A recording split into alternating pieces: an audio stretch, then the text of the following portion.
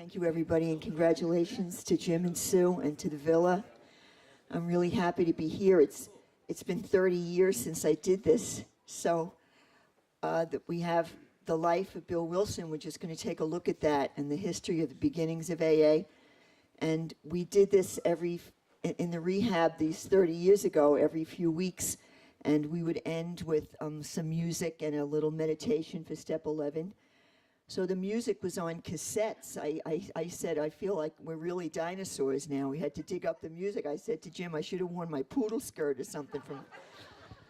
But thank you all for being here and for the blankets, for braving the cold.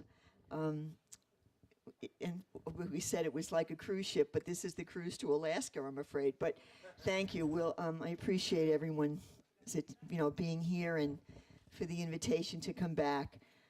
I learned so much from the people at the Villa that has stayed with me. I teach now at Mount St. Mary College in Newburgh. And yes, we have a good alum here, Shana, as one of our graduates. So all those lessons have helped me so much in my own life, as well as helping me in my teaching. So I'm delighted to be here and want to share tonight some of the great history, the beginnings. Historically, from 1935 till now is kind of like a minute, It's a short time, but a tremendous growth has happened because of these two people, Bill Wilson and Dr. Bob Smith. And so I just want to share a little bit about them and I think what they have to help us, to teach us for life, So when I began, when we began, so it was 1974, and I was in graduate school, and I had an internship in Monticello, and I remember this. When I would go into the clinic in the town, the psychiatrist would take me aside, like secretly, and say to me, what do you really think about AA? I mean, what do you really think, How does it work? It can't work. You mean these people get together in basements and talk to one another and, these unbelievable things happen? And of course it does work. Somebody came up to Bill Wilson in Baltimore later on in life and said to him, how does this AA thing work? And he said, very well, very well. Hard to explain, the miracle of human being helping human being.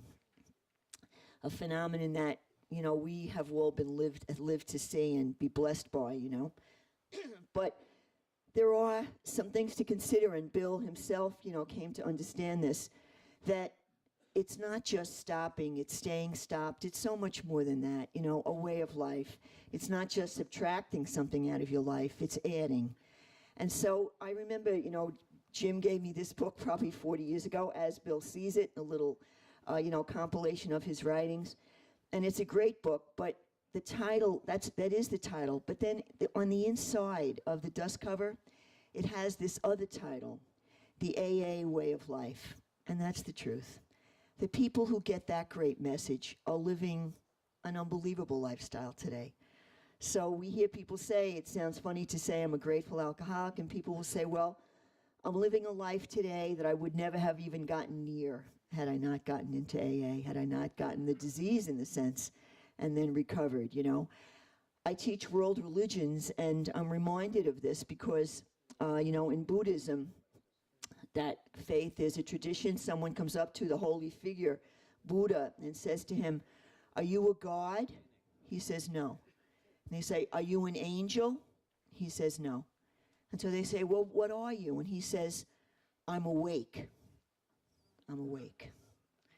That we often go through life asleep, and really the point of that faith is to help us to wake up. We use that expression, a wake-up call. The tragic experience for all of us of 9/11. People said it was a wake-up call. We looked at our lives differently, at our country, at each other, at our kids, but it's staying awake. And I think that's what the AA way of life helps us to do, to stay awake and to know and to live all the days of our life, And that's what Bill Wilson, I believe, came to understand. There's no threats, as they say, no threats, but the promises, the great promises that we read about. But he did have one very strong statement in the very early pages of the big book. He said, without a spiritual awakening, there is no recovery. There is no recovery. Some hard words. There are recoveries and there are recoveries, as we know. But the people who have had some kind of an understanding of that, wanting to be awake, wanting and hoping to accept something bigger than themselves, live a lifestyle that's extraordinary. So we'll take a look at Bill W., just a little bit about him. In 1935, I remember a picnic right at the old villa in the early 1970s, and this woman spoke to me, and it was so startling to me, and I hadn't really known a lot yet. We had just started being trained and going to the city to John Jay at that time to study with Sue. And this woman came to me. She was at the picnic, and she said to me, sister, I'm so happy that I was born in this century, in this time, of the recovery program. She said, and she was a woman in her 70s then, very wealthy, Upper East Side Manhattan, dressed beautifully. And she said, I was one of the early people. I came into AA in 1941 during the war. So the first lady was Marty Mann, 1939, So this lady was shortly after her, And she said to me, when I was a kid, she said, I'm so grateful that she said it so calmly, like, I'm so grateful that I was born in this time of AA. She said, I remember when I was a kid, there would actually be people that were in chains in Bellevue Hospital in the basement. They were in chains and held there in cages for what we're sitting here talking about today. Startling. But when you do research, you see that, the potions that used to get sold off the back of the stagecoach in the old westerns, they would have these elixirs. They were often 60 and 70% alcohol, but they would be touted for all kinds of problems. A lot of women would take those for menopausal problems and other, physical difficulties and, become addicted to alcohol, act up in the street, and were actually put into mental institutions who had no mental problem at all, in our own lifetime. So sometimes I think even then and still may take the phenomenon of AA for granted, of what a phenomenal gift this was to the world. Carl Jung, the great psychiatrist who succeeded Sigmund Freud, Jung said this is the greatest humanitarian effort of the 20th century, Alcoholics Anonymous, So we'll take a look at all of that. But Bill Wilson, born in Vermont, the mother and father's marriage was not good almost from the very beginning. They had Bill, and then 2 years later they had a daughter, and it was just not a good match. And the mom was really discontented in the marriage, and ultimately they got divorced, and she actually went away to study to become a doctor and ultimately did become an osteopath.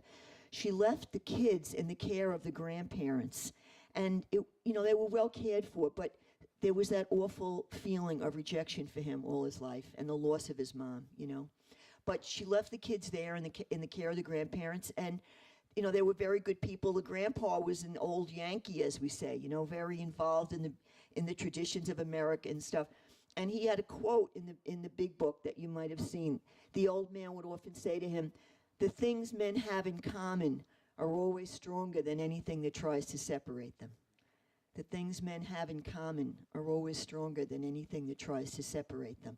That was a great American ideal. And Bill Wilson put that very firmly into Alcoholics Anonymous. It's considered one of the most democratic institutions in the world now. Nobody gets too powerful. The leaders rotate and so forth. It's all by donation. It's a phenomenon, that other organizations have marveled at, actually, So again, when I was in Monticello, I remember when I first read this, thinking about at church, in the Catholic tradition, we have a handshake during the service. And I was in St. Peter's in Monticello, and I saw the Supreme Court judge from our town, Judge Cook, Lawrence Cook. He was a marvelous guy. He would come and hang out in the firehouse and, sit with the regular folk and everything. He was just a very good man. But I saw him in church one night, and he turned and shook hands with the janitor from the town that I knew, the janitor from the church. And I thought to myself, these men would probably not meet in many other social circumstances, but they're shaking hands here. The need to worship was bigger than any of their differences. That's what we know about AA. The need to get well is deeper than whatever separates us. Degrees or money or socioeconomics or background or whatever it is. The need to get well is what binds us together. So Bill Wilson lived with the grandma and grandpa, and he was very good in math as a kid, and he won a scholarship to a very prestigious prep school. And, that held him in good stead. Sue told me of one event that I had not known about when he was in the prep school. He fell in love for the first time at 16. Sometimes people make jokes of those first loves, but, very deep often, right? Very telling to people. And this girl, Bertha Banford, was a girl from Manhattan, but she was a resident. He was a day student, but there was a resident school too, And that was his first real love. And he found in the book that I read, it said, he realized for the first time that if somebody thinks you're handsome, you're handsome, If somebody thinks you're beautiful, you're beautiful. That first love outside of family, and how all that can mean. She tragically died of an aneurysm, the kid, at 17, and they announced it at the school. And it was one of the first real, again, another blow for him as a young guy coming up, that was two losses there that deeply affected him. But he does well in school. He gets drafted into World War I. He sees active combat, and he came home from the war. He was 24, and really people were, he was really treated as a hero. He had begun drinking in the service, but everybody drank. It didn't seem to be any problem, and then coming home, and he writes about it in the big book, people would be treating them and all this kind of stuff. And, it started to look like somewhat of a problem, but again, nothing serious. He meets a girl, Lois Burnham. He worked in the summers in the golf club in the town there, and families would come from the city, actually. She was a girl from Brooklyn. Her father was a doctor, and they would come up there for the summers. They had a summer place, and they would go to that club. He met her and falls in love with her, and they eventually get married. And things seem good. They live in Brooklyn Heights. He has a couple of different jobs, and then gets his really great position in Wall Street. Again, good mind. He was an accountant. He was doing really good. Things were clicking along. Life was really good for them. And I always tell people this, it sounds kind of funny, but I think this is such an interesting point. It was actually Bill Wilson, the co-founder of AA, who started auditing. We kind of take that for granted today, but it was before the crash of 29 when he was working on Wall Street. He was a young guy. And he was the first one to say, we don't always get the information that's real from these companies that are out of town, especially Midwest or at a distance then, And he was the first one to ever go on site. He and his wife, they actually rented a Harley-Davidson motorcycle, I guess, with a sidecar, and they literally traveled the whole East Coast of America and went to these companies and, obviously saw that there were often 2 or 3 or 4 sets of books, I guess, whatever. The real message was not coming back to the parent companies at home. And that really revolutionized accounting procedures from that time forward. So the founder of AA actually also started that. The shadow over their lives were they were not able to have children. And they had gone to a number of doctors and stuff, and they seemed to have really come to terms with it. He started golfing, but the drinking was also escalating. And this part of the story could be anybody's story. That could be there's somebody coming into AA for the first time tonight that could tell these stories. They tried as a couple. She said, well, we'll only drink on weekends. I'll only drink beer. I'll only drink, They tried many different things, but it was picking up. And his father-in-law was a doctor, tried to help him, and it wasn't working out. Things are pretty good, though, and it's not affecting him until it affects him at work. And he describes this, again, in AA Comes of Age, and he said, this was the shocker for me. I mean, he was practically an assistant vice president in a brokerage house, and he was only 28, and he was really riding high. Things were good. His life was going well. The marriage was good, everything was good.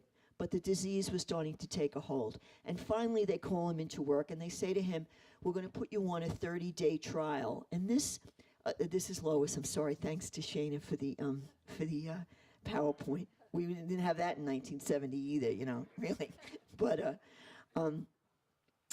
he's called into work, and the boss says, I'm going to put you on this 30-day trial.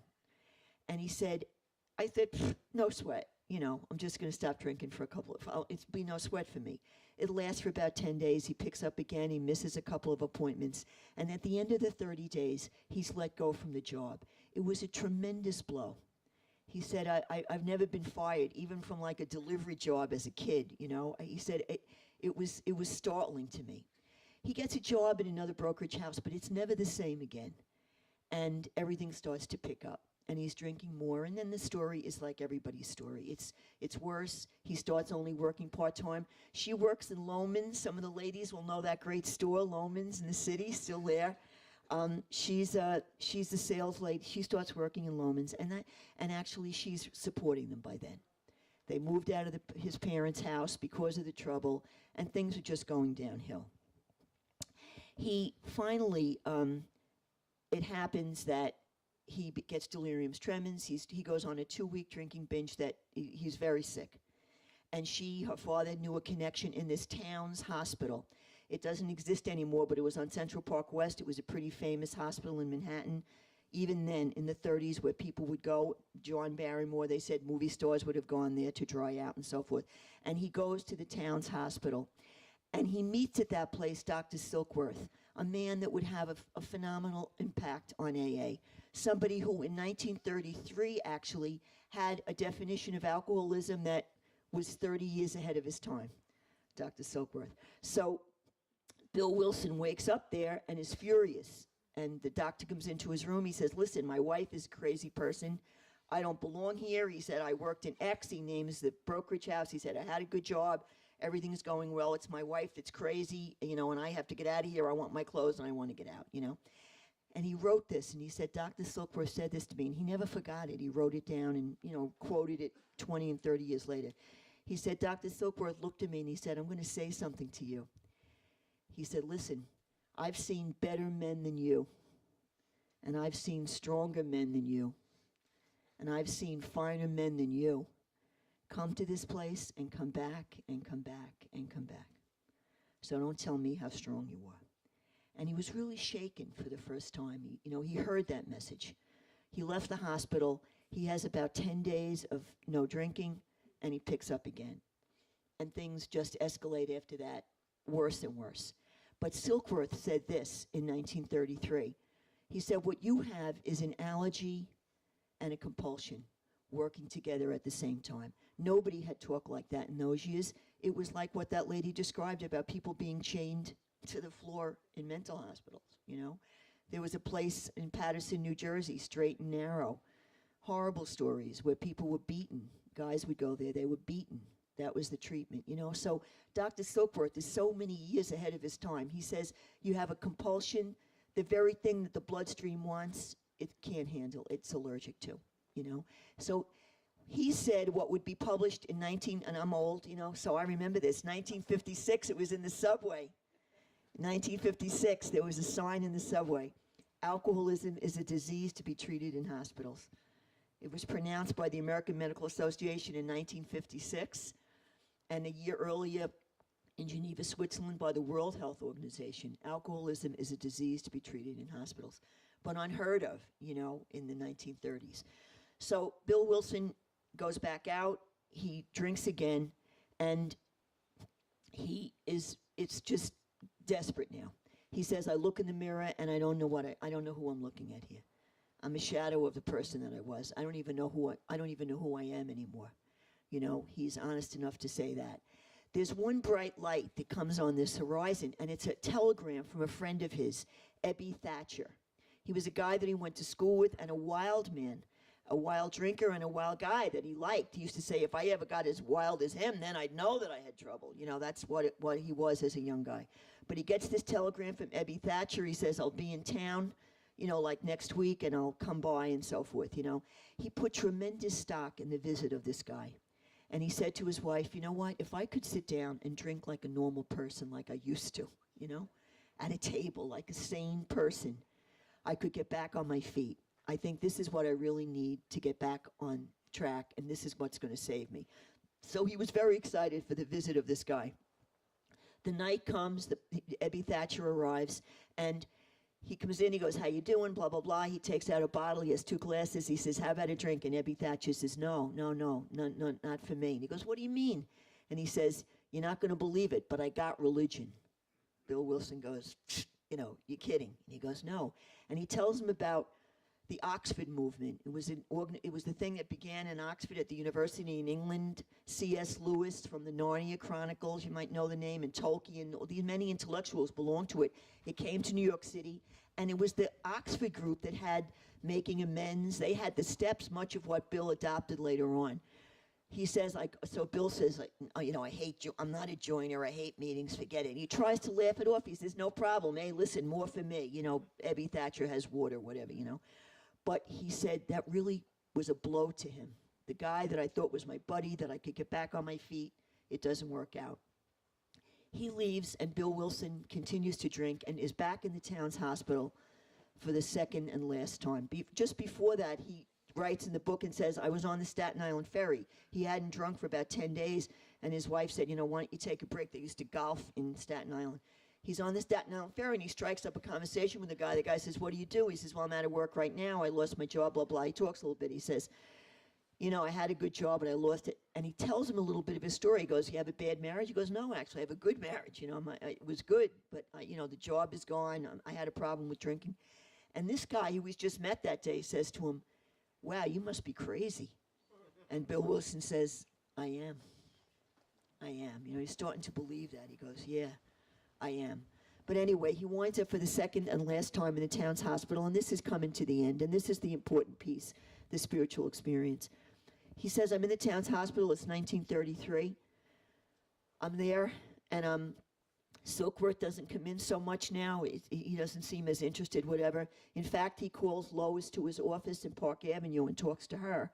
He says to her, listen, I'm going to be going in to see your husband tomorrow, but I have to say to you, you know, your husband is a young guy who's gone down very fast, very far. And he said, I have nothing left to give him. He goes, you know, he's very, very sick. And he said, you know, I'm sorry to have to say this to you, but if he drinks again, he's going to have to be institutionalized. He gave him this great sentence. From medicine, he goes, listen, I gave him everything I had. I gave him everything I had. Medicine is done. I don't know what else I can do. I gave him everything I had. He tells her that, but he goes into the town's hospital the next day, and this is Bill. He said, he wrote about it years later and over many times, and he said, I'm sitting on the edge of the bed, right? The guy comes into the room. He says, listen, I'm sorry to have to say this to you, but I gave you the same deal. You know, I'm finished. I don't know what else I can do for you. If you drink again, you're going to have to be institutionalized. Bill Wilson says, in that minute, my mind clicked back to when I was a kid. I remember riding in a horse and cart with my father in Vermont, my grandpa, right, in Vermont. We used to pass the state hospital near my town. See these people come out in these like uniforms, you know, and stuff. He goes, I yelled out one thing. The doctor goes, you know, sorry, you're going to have to be institutionalized. And he said, I screamed out. I said, you will never put me away. You will never put me away. And the doctor leaves the room. And he said, I sat on the edge of the bed, and terror filled my whole being. You know, he had been in active combat and stuff. He said, I have never been as afraid in my life. He said, terror filled my whole self. And he said, and then I yelled out in a voice that was the voice not of a man, but the voice of a trapped animal.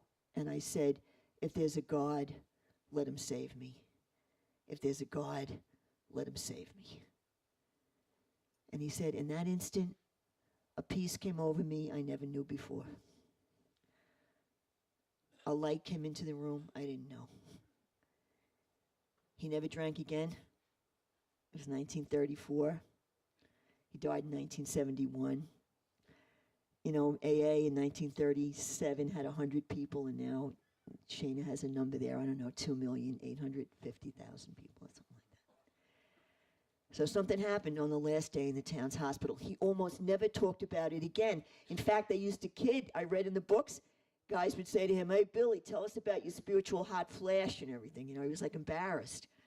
He never talked about it again. What he did do was he walked out of the town's hospital, put a dime in the phone, and called up Ebby Thatcher, because you can only beat this by talking to somebody else who has it.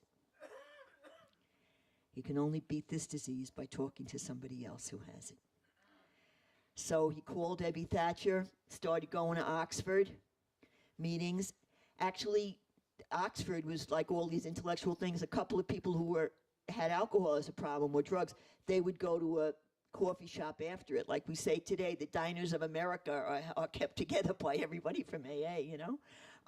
So the Oxford people had their own separate thing, but then there would be the people who really began AA. And there were 5 people, and then 2 fell out, and then there were 10, and then there were 12.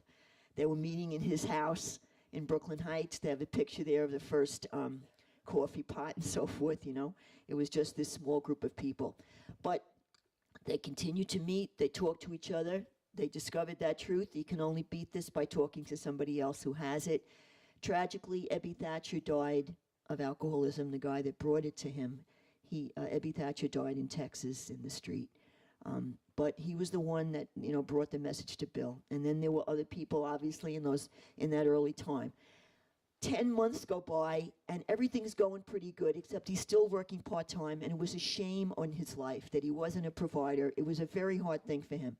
At 10 months, he gets a call to come back to the company that he had originally worked for. And he said that was like one of the greatest days in sobriety. I felt like a man again. Our dreams were back on. He tells his wife, I'm back to work, and so forth. He's only back a month when they offer him a small promotion and ask him to go out to the field as he had done before. And it was to the Midwest. It was to Akron, Ohio, to call on some of the same people that he had called on before. He's very excited, and he gets out to Akron. He's going to be out there for 3 weeks. The first day, he goes to 2 appointments, and they're okay. The second day, he walks into a guy's office. He hands him his card. The guy picks it up, looks at it, flips it back down on the desk, and says, what's this, a joke? You're a bum. I remember you from the past. I wouldn't trust you with 15 cents. You got to be kidding. The whole day went on like that. Humiliation after humiliation. The people that had remembered from the bad times, you know. He says, I got back to the Mayflower Hotel at 5 o'clock. This terrible day. And I look down the hall of the hotel, the lobby, and I see the cocktail lounge. And it looks dark and good, you know. And he said, I'm ready to start walking that way. And I'm thinking, Jesus, I have 10 months now that I've talked to other people and I've done well. And he said, what could I do? The only thing I could do at home was to talk to somebody. But I don't know anybody out here.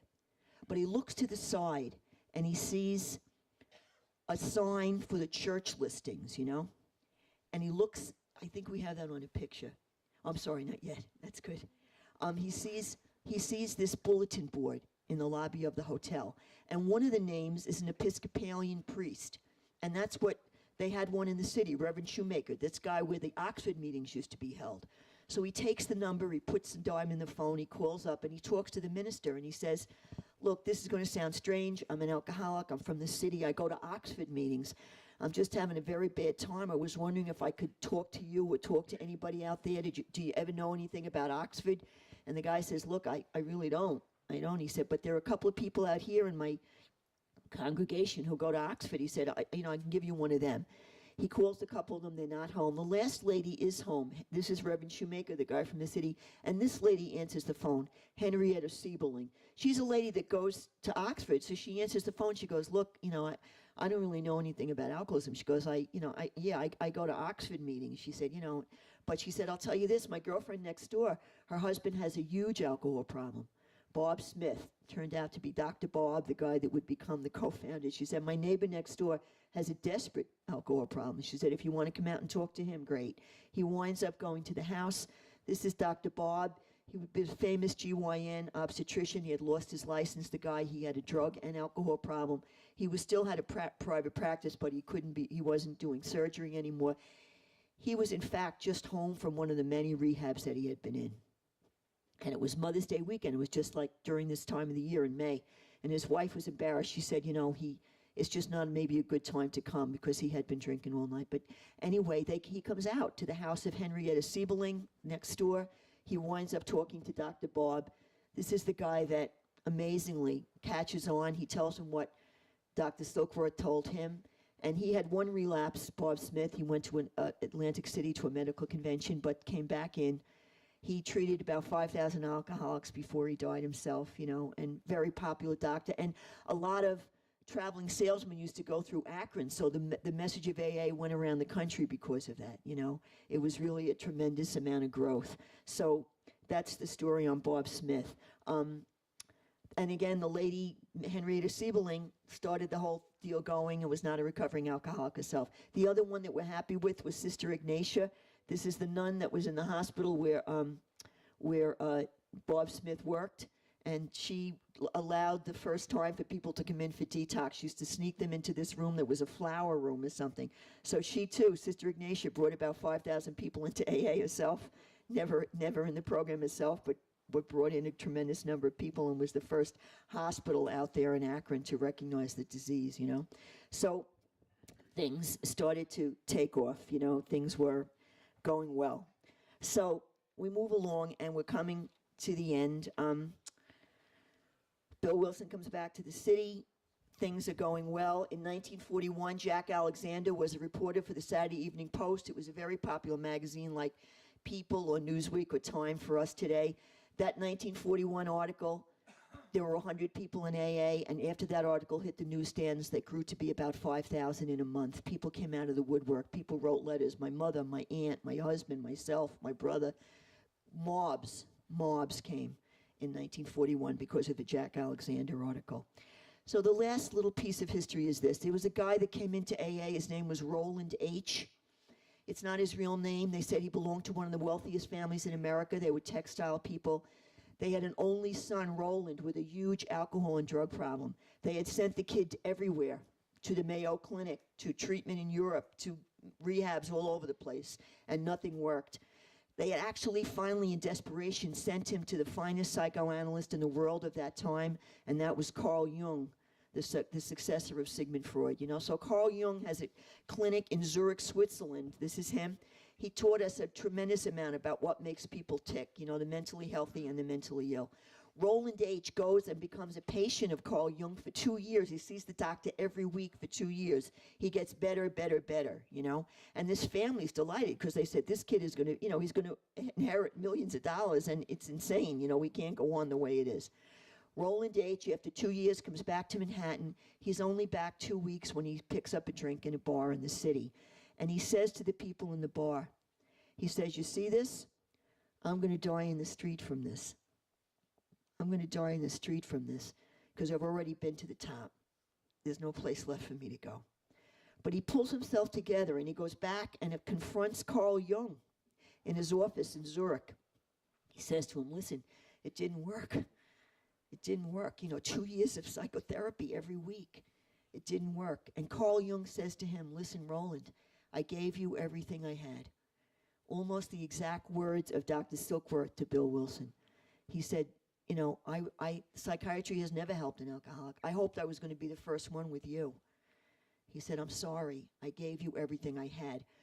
He walks to the door and Jung says, listen, I'm going to say one more thing to you. I'd lose my license if anybody heard me say this outside these walls. But he said, I have one more thing to say to you.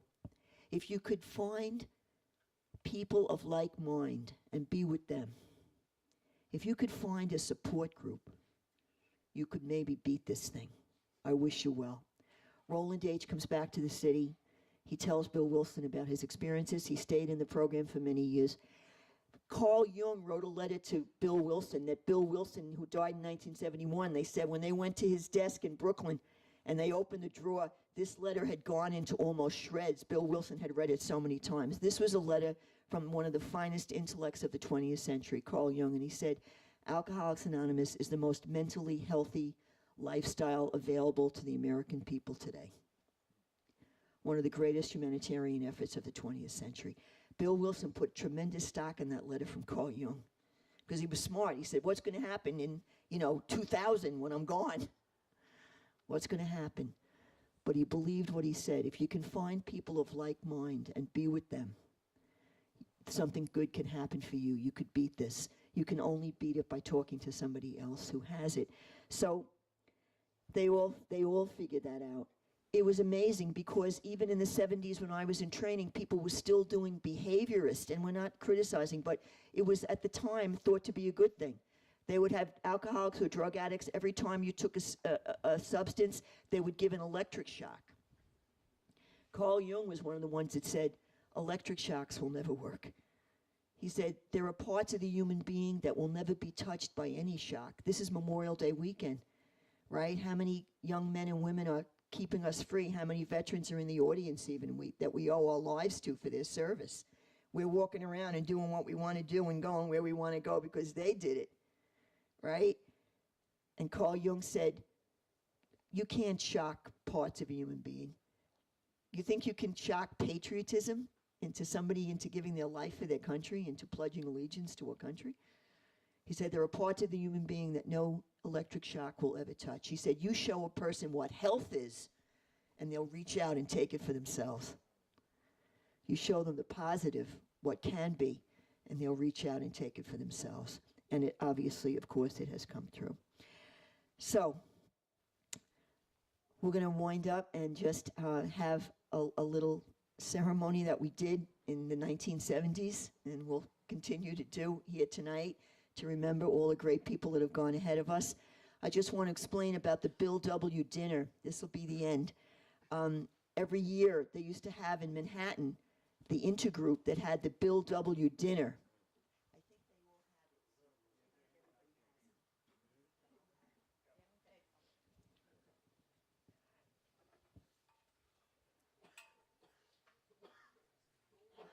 At the Bill W. dinner, I went, Jim and Sue brought us in 75, 76.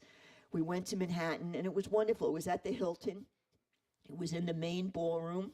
So there were 4,000 people at this dinner, you know, from New York, New Jersey, Connecticut, metropolitan area, you know.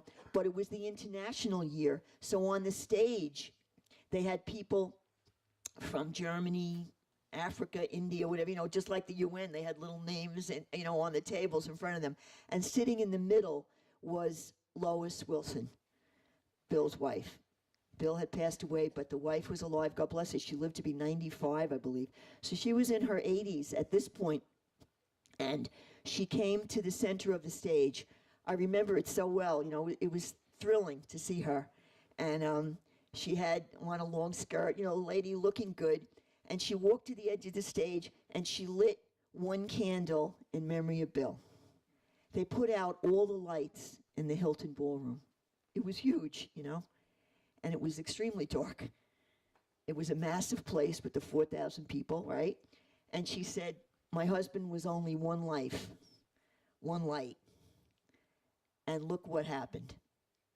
I wrote to her. I tried to get up close to talk at the end, but, you know, it was a mob, you know, so crowded. But I wanted to say to her, well, listen, what a different table you sit behind tonight than the table when you sat across from Dr. Silkworth and he told you that you were going to have to put your husband away. What a different table you sit behind tonight. What are you thinking when you look out and see 4,000 people looking good because of the man that you loved? How Jim and Sue can feel on a day like this. How many families all over the metropolitan area are happy tonight because of all that they've done and all the people they inspired to work with them, you know. But anyway, it's very dark, right? She walks to the edge of the stage, and she has this one candle. Beautiful symbol, but not enough. The place was very dark. The people in the seats had birthday candles, and they lit theirs from him, from the big one, right? Then the 4,000 candles were lit, and the place was bright. And the people were saying, you know what else is bright? My life. My life is up in the light now. No more lies, the shame, the sick, the lies, the craziness. It's over. My life is up in the light. And that place was bright. We used to say in treatment here, your mother feels bad, your aunt feels bad, your boyfriend feels bad, your cousin feels bad. Listen, nobody feels as bad as you because you saw it all. You saw all of it. That's why we have to make amends to yourself. So the light has come. And you may say, I'm only one light, no big deal. But there's somebody going into an AA meeting in any town, USA tonight, right? First meeting. That's somebody's mother, somebody's father, somebody's son. It goes on. The miracle goes on. So that's why I'm going to light this one. And just because of fire regulations, we don't have the little candles. We have battery. They didn't have those in 1970 either. But I've been in places where we lit the other ones and we put off all the smoke alarms, you know. So not such a great idea. But I will light this one in memory of Bill.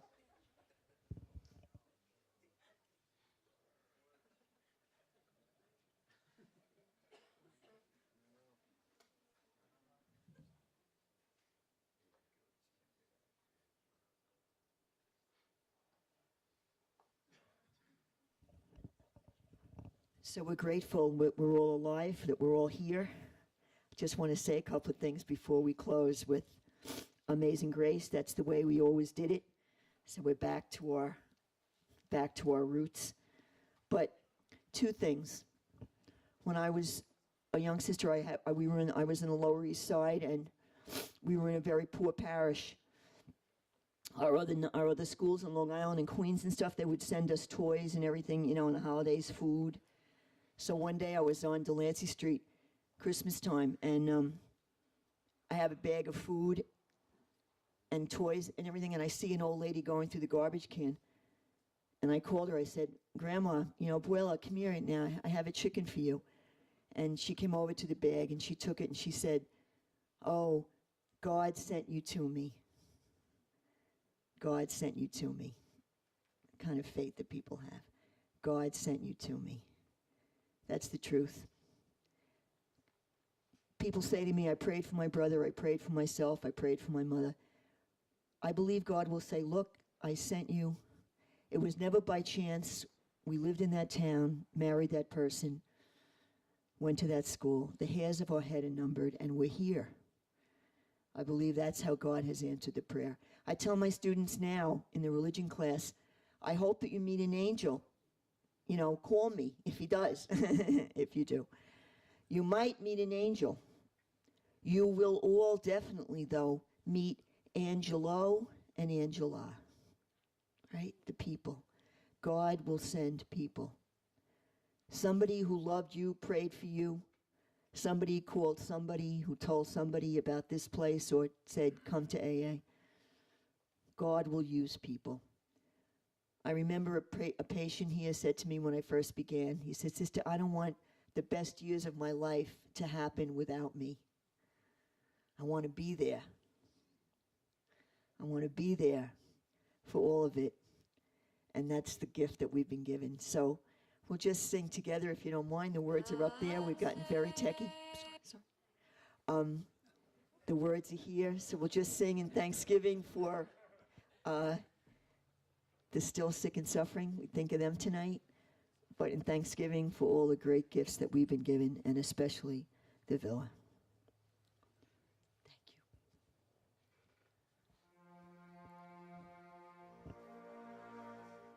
Let's do that. Sorry. Thanks. Like me,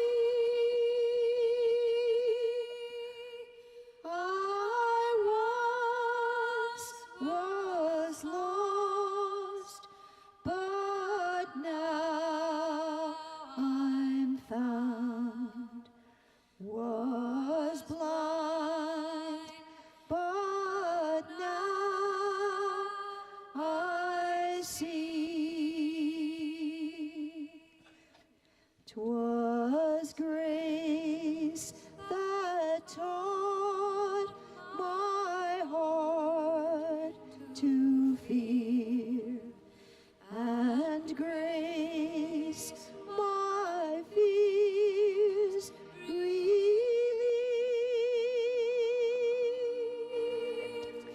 How precious did that grace appear.